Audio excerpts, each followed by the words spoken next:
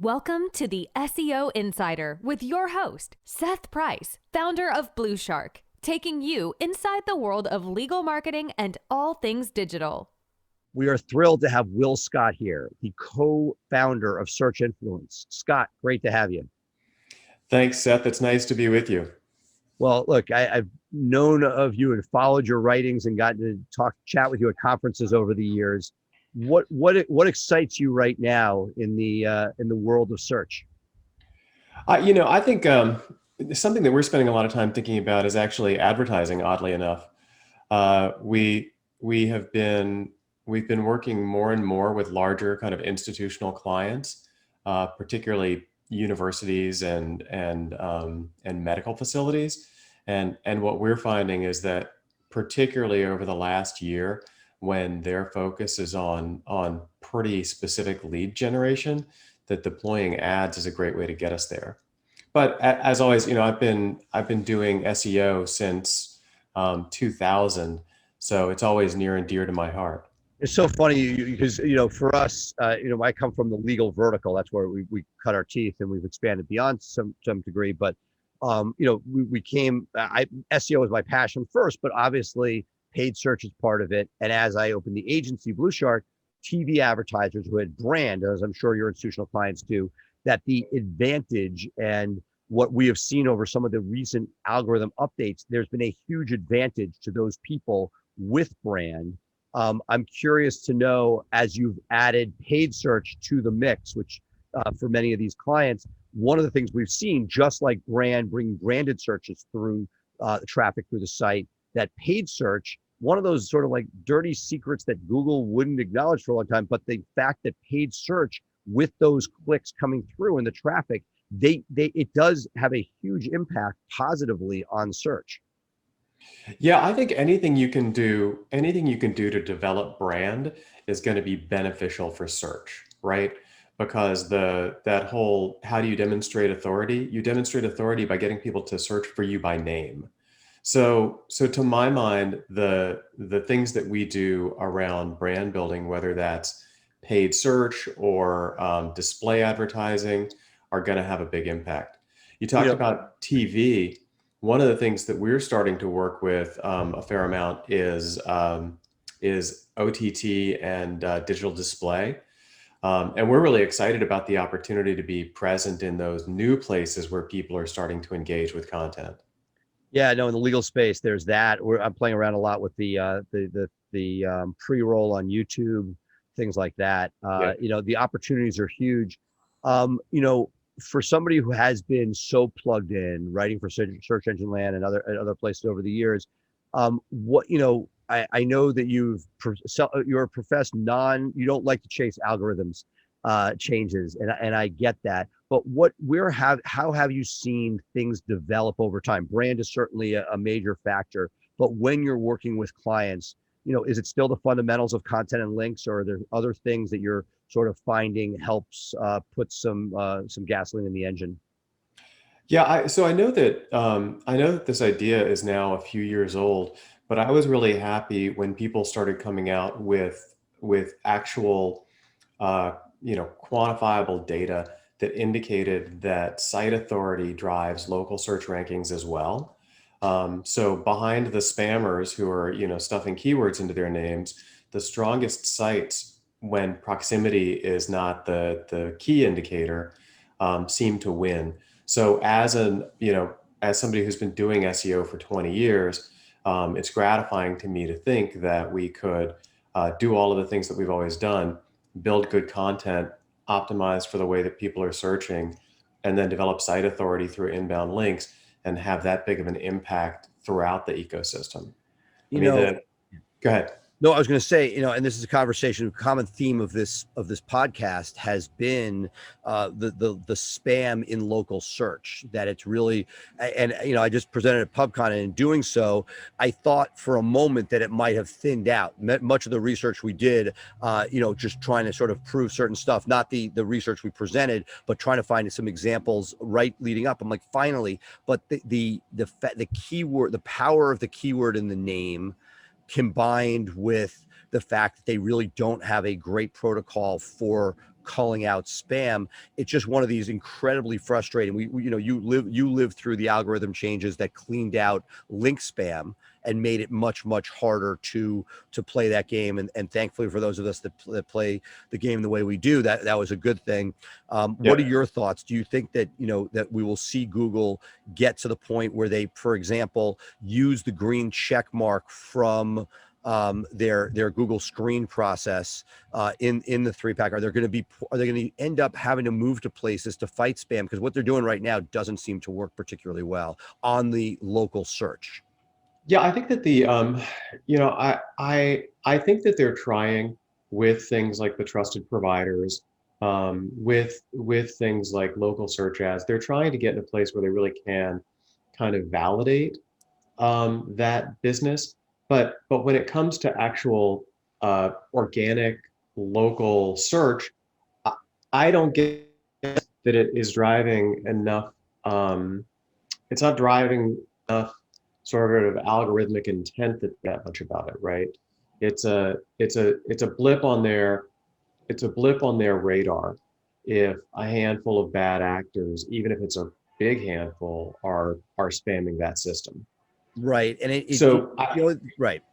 That's what I'm getting. It's not statistically significant for their macro, but in our little fishbowl, it's significant. In professional services, it's a cat and mouse game that's, you don't always feel like you're winning. No, and I tell you, I think I'm especially glad that that Jason Brown and some of Joy Hawkins' team are spending so much energy identifying this stuff and trying to smack it down. And I do believe that we talk about this when we are looking at local search rankings for clients. One of the things that we do, and I think it is a lot to the credit of the local U crew, is we look for bad listings and we try to report them. We look for duplicates, we look for spammy stuff, and just getting that stuff out of the way, I think, can have a big impact for local search results. Right, and I put there are two different categories. There's the ones that are completely, created with nothing else, and then there are ones attached to legit sites. And to date, there hasn't been any. You're like, okay, so they take it down, so you do another one. Joy has been a guest on the show, and we've talked about it, as well as others in the space that do it. It's great that they're able to knock them down, but it's insane that there's an entire industry doing that, and that Google can't start putting some procedures in place to cull that world. Now, again, take your point, Will, that that you have it's not maybe not statistically significant to the larger world as it is, but for these different very competitive spaces, it's created a cottage industry for reporting stuff, which should frankly not need that to cultivate what the legitimate results. Oh, I totally agree. I mean, I think that it shouldn't exist, but the unfortunate reality is it does exist. And Google, except maybe in Australia, is big to take anybody else's input. And so for me, I over the last few years, I've adopted a meditation practice. And so I do my best to try to identify those things that I can actually have an impact on and those that I can't. And so what I can have an impact on, reporting the spam, clean up duplicates, but I don't have nearly enough Google stock in my portfolio that they're going to listen to me when it comes to their internal business. So what you're telling me is the triathlons didn't get you to that happy place, and you had to add meditation on top of that to make it to get you to the Zen place. And anything we can do, right? It's all. I've been having this, and I have to say, we're recording this only a day or so after our industry learned that we lost somebody that a lot of people felt really fondly about, Hamlet Batista, to COVID, and so I've, not to get all melancholy here, but I've been thinking about this, that there's all of these things which you think should be transformative, right? Like 7.5 years ago, I had a heart attack, which is what started me on the triathlon road. And as you may remember from some early local U events, I've had some anger management issues from time to time too.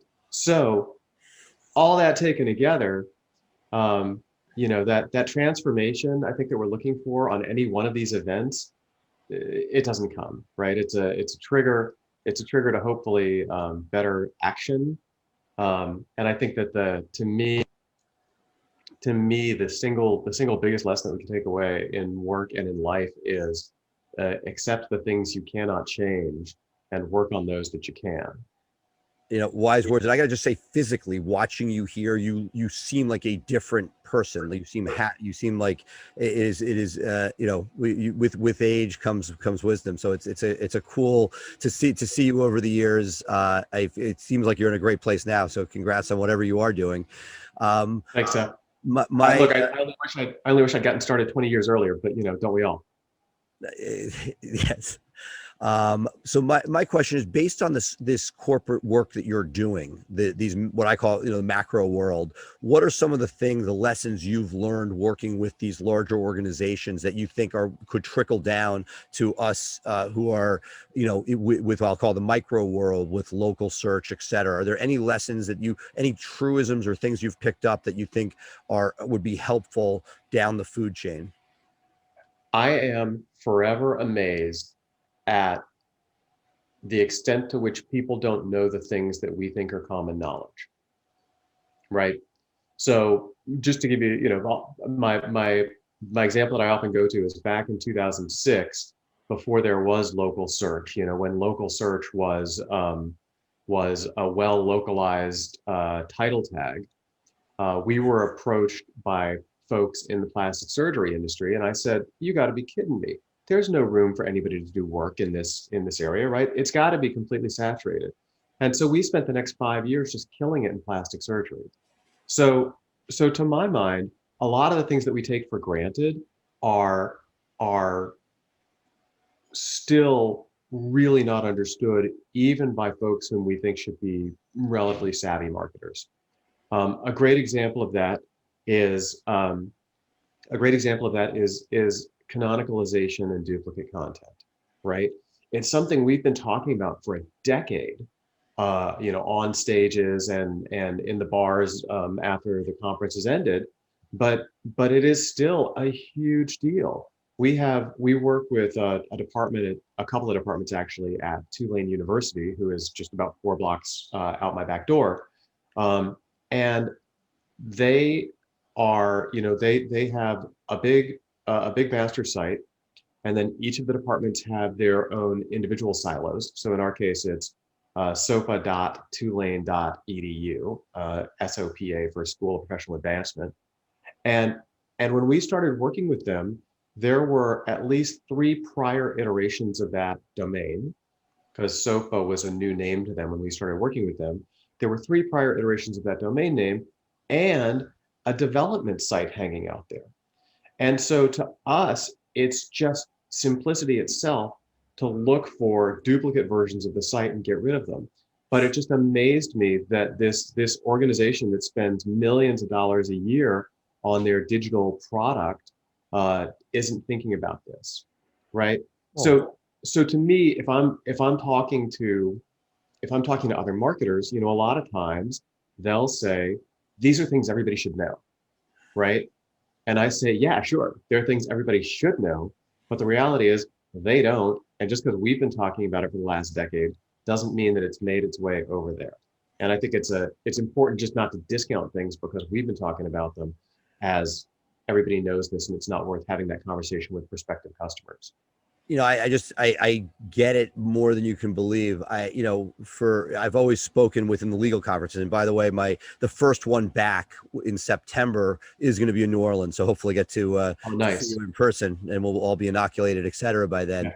But, one of the things as I prepared for a PubCon presentation was, as an attendee for many years, watching you from the audience, that there was always this idea of to me, it was a huge sort of, to overcome and present there. I thought that I had to come at the highest possible level because I was thinking of you as my audience member. Yeah. And what I realized when I saw it, because I did, I spent a lot of time preparing the presentation got slotted as advanced.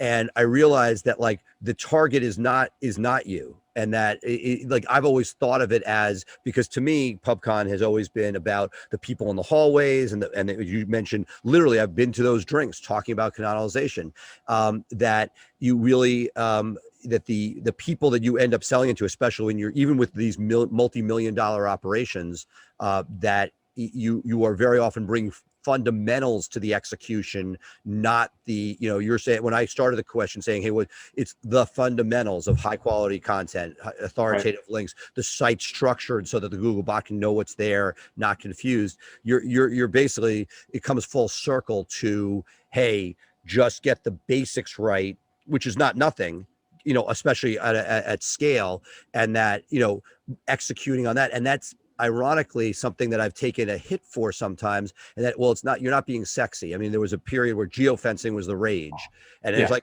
and the guys who were yodel salespeople were now, selling geofencing. I'm like, look, it may get there. Maybe you won't be the first guy who figures it out, but just get localized content and localized links. You're going to do well. When this is right, like Ella says, everybody's going to move into it. You might lose money for the first month not being ahead of the curve, but the fundamentals are going to work 9 times out of 10 compared to whatever the sort of exciting bright lights are. Yeah, it's funny, and we come across these examples all the time. So, for this client at Tulane, they were working with somebody else who had built a blog on a separate domain, completely separate domain. I don't remember what it is, but we talked to them for over a year and finally convinced them to move that onto their domain into a subdirectory, right? Right. So not even a subdomain. I know. Believe me, I spend much of my day with that exact discussion with people. Yeah, I mean, because there's all these blog sites out in your world, FindLaw, Trulia, etc., right? And if you can just get them moved onto the master domain, we let FindLaw do its own thing, so we can compete against it. But yes, point taken. So this blog site, we moved it from a unique domain into a subdirectory, and a year later, we had an 890% increase in traffic. You're preaching to the choir here. There's a guy in the legal space who sells blogs, and he's always like, it has to be a separate blog. You're not a real lawyer if you don't have a separate blog. I'm like, stop the insanity. Again, you can have both. You're already have a business. The fact that it's on a law firm site versus a standalone blog, if the content is good, you're going to get your traffic. And when you do that 1-2 punch of the authoritative site, in your case, an EDU, rather than saying, hey, we're going to try to create it from scratch, when you get that juice coming down from the subfolder, just incredible. Well, but let's take that idea and bring it down to the local level, right? Okay. Which is, what do we learn there? We learn that an authoritative site is going to have much more impact regardless of what you do to it, right? So basic blocking and tackling of SEO, which is bring the third-party blog onto your own site, and if it's an authoritative site, bing, bang, boom, you're going to have tremendous results, right? I'm not saying that 890% increase in traffic didn't have something to do with our brilliance, but it was, at the end of the day, it's your strategy, which is not, you're not going, nobody's saying, hey, you're crazy. It's a best practice. The old, the subdomain didn't get those results, and there are exceptions to every rule. There are people in legal that use blogs as a link wheel that work really, really well for many years. And if it works, God bless. But what you're saying is I go to the conferences, I speak to people, I have my own portfolio. This is the best practice. And when you did it, shockingly, it worked. Right. But so taking that back again to the very local level, and where we started with this idea that the basic blocking and tackling of SEO benefits local, right? So what did we have as a given, as an engineering constraint? We had an authoritative site that we could work within. Now, if I'm a local practitioner, whether I'm a law firm, a doctor, or a roofer, the first thing I need to do is make sure that my site has some semblance of authority, which thankfully in a local context is a lot easier. So at that point, you're back to non-sexy SEO. How do I get some links that are locally relevant that aren't spammy? How do I develop content that's actually going to speak to the questions that my customers are asking, right? And so that's what after 20 years in SEO and 25 years working online, I love the fact that we can still have the same conversations and still have some impact. Talk to me about the building of an agency. I'm the accidental agency owner. I was an end user that loved it so much and geeked out and said I can do it better than others, and started my vertical. What are some of the sort of things that you've seen as an agency that you've developed in order to help scale your knowledge and brilliance? Yeah, I think that's it's a tough question, especially right now, right? Because I think that we've had, we've had 13 out of 15 great years, right? The last year, obviously, I think nobody's expecting that, and it turned out that we were a little bit overinvested in tourism and hospitality clients, right? So last year was not the year to be an agency owner. At least on that side of the fence. Right. The good news is that it wasn't 100% of our portfolio, but it was a pretty big chunk. A couple of years prior to that, we had a big partner who was reselling for us, who decided to take all our stuff in-house. And since they had an entire floor full of lawyers and at One World Trade, there wasn't a lot that we could do about it. But the lesson for us there was about client concentration, right? And I think both of these lessons are similar, which is, in that case, we had half of our business with a single client. Wow. And in 2020, we had about 40% of our business in an industry, right? And I don't think any of us could have foreseen something that would have taken out an entire industry like it did. But shockingly enough, as the year went on, we started to re-sign, we started to bring back some of those, particularly the kind of destination clients, and also added some who were opening new businesses, believe it or not, in hospitality during a global pandemic. But I think that if I was to walk down, what are the handful of lessons that I think anybody who is thinking about starting an agency or who is building an agency right now should consider, they are, first and foremost, don't put all your eggs in one basket, right? Because if you are not good at managing cash and you have all of your eggs in one basket, you're going to be looking for a job, right? The second is really leverage the power of your team, whether it's internal or external, right? I don't know nearly as much as we know, and to my mind, the greatest benefit that I've gotten as an agency owner has been my interactions with other agency owners and with other folks who are in the space. I will go to my grave thankful that I had the benefit of people like Mike Blumenthal and David Mim and everybody else who has been, supportive of our process.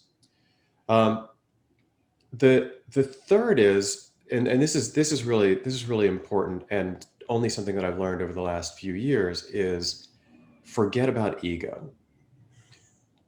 There's nothing proprietary. It's just execution, right? So there's no secret sauce. It's just doing the work. I could open up our internal training documentation and let some aspiring entrepreneur get in there and digest 100% of it. And if they don't execute, then what is there? Which is what allows you to speak at conferences and share so much, in that you're not really, it's the execution of the work. Yeah. I mean, if you don't have the commitment to developing processes and people, then all the knowledge in the world isn't going to help you. And that's, so I think those are probably a good starting point. But the fourth, so our company values spell charged, and the H is for hungry. And hungry for us is the constant acquisition of new knowledge, because even though 80% is the same as it was 20 years ago, there's that 20% that if you can continue to grow and learn, and as we're adding new members to the team who don't have those 20 years of experience, they have to gain it. That hungry piece, the constant acquisition of knowledge is I think critical in any industry. but especially so in ours. You know, in our remaining time, one of the things I love talking to people, you know, who've seen everything. You know, you've spoken from stage. You've heard what the other experts are out there. What are some of the things that you hear spoken that you sort of common myths that are out there that get perpetrated? You see, you know, with your lab, you see the results when you try things. Are there any things that are out there that people think of as practices that they should be doing, but you're like, yeah, it doesn't. This isn't. And I'll give you an example. I see that a lot of people in the local space, I mean, geotagging photos is the be all and end all. You know, are there any things like that that are professed, but you sort of you call BS on? Yeah, I always try to help people understand, you know, there's people refer to a duplicate content penalty, right? And I try to help them understand that it's a duplicate content penalty. It's just that the cardinal rule of SEO is don't confuse Google, right? If you confuse Google, they're going to make decisions in a way that you don't want them to. And so you know, we had a guy, and this is, man, this is probably maybe 2008, who was a Yahoo seller. And when, you know, literally he had, so now how people build out their Amazon shopping cart, in 2008, it was Yahoo that people were doing that on. And he had a lot of content that was getting scraped by other sites. And I said to him, you don't have a content problem, you have a link building problem. Because through good link building, you can drive your site authority, and you can especially affect the authority of those individual pages. And that is going to be the thing that, you know, that helps you help Google understand that you really are the authoritative source for this content. Interesting. That's a big one. I think, you know, the another one that I think is people are starting to move away from, but that I think is still really important, is thinking about your content from Google's perspective. That site structure still does really matter. Going back to some of those, you know, Greg Gifford did a great thing a few years back on content silos, and I think that there's still real learning there, and new SEOs, and particularly marketers who are tasked with SEO, who didn't grow up in it, tend to believe that Google is omnipotent and omniscient, right? And our job as marketers is to feed Google the information in the most digestible possible way, so that we don't run the risk of confusing. And this is where, you know, people think sitemaps no longer have value. Sitemaps still have huge value, because they can be, especially if they're linked from every single page, they start the crawl. They're the thing that helps Google understand what is it that's most important. And look, in the local space, that you're preaching to the choir, it's the silos are everything, and it's how do you, the biggest debates we have internally are, you know, when you have two terms, let's say you have a criminal defense lawyer, and you have a criminal term that you want that's a money term, and a DUI term. Do you put them both on the home page? Do you put a DUI page on the second page? If you have DUI on the home page and it's DUI landing page, will you confuse Google? And you can, you know, I would have a lot more hair if I didn't have to process through how, you know, you want the leverage of the home page, at the same time, you know, the secondary page can do that, but then if you try, then you sort of try to hedge and get both, and it becomes problematic. So those are real issues that we struggle with on the local level. The other one that I think is that people are still kind of coming to grips with, is that blogging for its own sake probably doesn't have any value anymore, right? That there are, and I, you know, we're guilty of it too, where we'll publish a couple of blog posts a month for a client, but the idea that frequency of publication is going to drive significant value, I think is coming to an end. Or is it good? Meaning, there are different things you can do. Something we've struggled with is, as sites mature, that updating content rather than just adding pages of content, you have, over a 6-year period, you may have the structure of content that you need. Now the question is, can you consider, like almost like a building that's constantly, a bridge that's constantly being painted. As soon as they finish at one end, they start at the other end. That to me, there you can be taking that 1,000-word page and making it 1,500 words and adding new differentiators, adding video, adding picture, whatever it is that you're improving, not just building volume for the sake of volume. Yeah, I think that's definitely true. And I think that the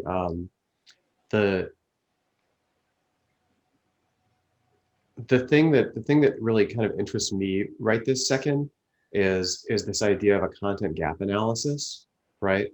Like when you look at, particularly for bigger terms, even some local terms, if they're really competitive, I think looking at the gap between where you are and where the leaders in the SERPs are, there's a couple of things that it can do for you. One is it might show you that content isn't the thing that's going to win, written word content. It might show you that it's got to be video or it's got to be something else.